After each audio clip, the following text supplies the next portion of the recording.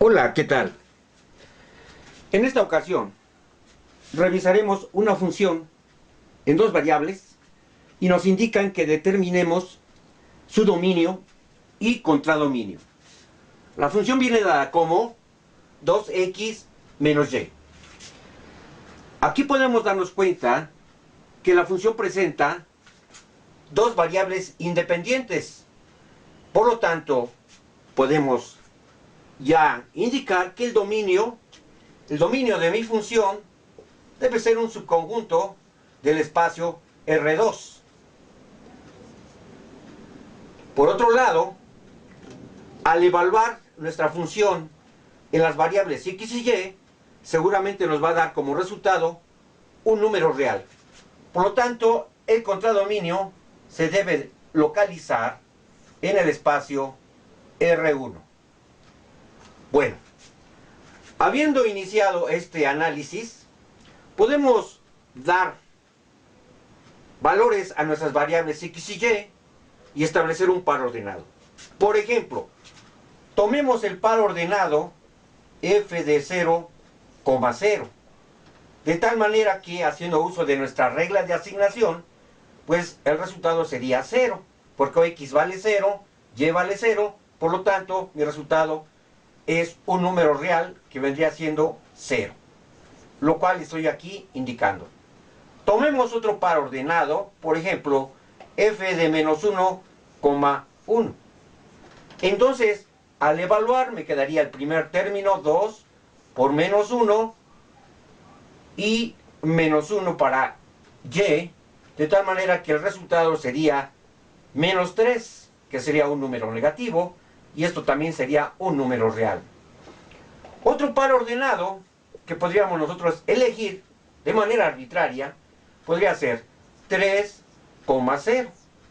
Entonces, si x vale 3, evidentemente el primer término será 6. Y si y vale 0, pues el segundo término desaparece. Así que entonces mi resultado sería el número 6, que es un número real. Entonces, veamos nosotros que, de acuerdo a nuestra regla de asignación, cualquier valor de x y y que tomemos dará como resultado un número real. Bueno, pongamos la gráfica de nuestro dominio y coloquemos nuestros pares ordenados que hemos tomado en esta gráfica. Vamos a poner entonces nuestra gráfica correspondiente en el plano XY, que sería el respectivo para el dominio. Y aquí pondríamos espacio R2. Bien, en principio tomemos el primer elemento que tomamos nosotros, que sería el 0. Aquí está ubicado 0, 0. Enseguida pasamos a establecer el par ordenado menos 1, 1, que sería el siguiente que hemos elegido. Entonces aquí tendríamos el par ordenado menos 1, 1. Y enseguida el tercero sería el par ordenado 3, 0. 3, 0. Bueno, ahí vamos a prolongar nuestra línea correspondiente al eje X para poder considerar este par ordenado. Bien, aquí tendríamos el eje X y el vertical sería el eje Y. Bueno, pues entonces coloquemos ahí el par correspondiente, que sería 3, 0. 3, 0. Bien, entonces seguramente cualquier par ordenado que yo tome de aquí del espacio R2 me va a arrojar como resultado un número real al usar mi regla de asignación, que es la que me están proporcionando. Así es que entonces nuestra gráfica del dominio de la función, ¿verdad?, sería todo R2 y lo marcamos sombreándolo de la manera siguiente. Todo el espacio R2 será dominio de la función. Ahí está indicado, estamos sombreando absolutamente todo, todo. Así, ¿no? Y podemos ahora mostrar su connotación de conjunto para el dominio de la función. Quedaría: dominio de la función es igual con el conjunto de todos los pares ordenados x, y, tal que X, Y son números reales. Cierro mi notación de conjunto y esto entonces debe ser todo R2. Esto sería mi notación de conjunto para el dominio de la función. Ahora pongamos el contradominio correspondiente. Bueno, pues pongamos nuestra recta numérica que sería F, y aquí vamos a colocar nuestros números reales. En principio pondríamos para el número real, que es el 0, ¿sí? Y entonces ahí vamos a localizar nosotros en nuestra recta numérica F las imágenes correspondientes. Entonces para el par ordenado 0,0, ¿verdad?, que sería este, su imagen respectiva sería el número 0. Ahora, para el par ordenado menos 1,1, entonces nosotros quedaría aquí 1, aquí vamos a poner menos 3, y este sería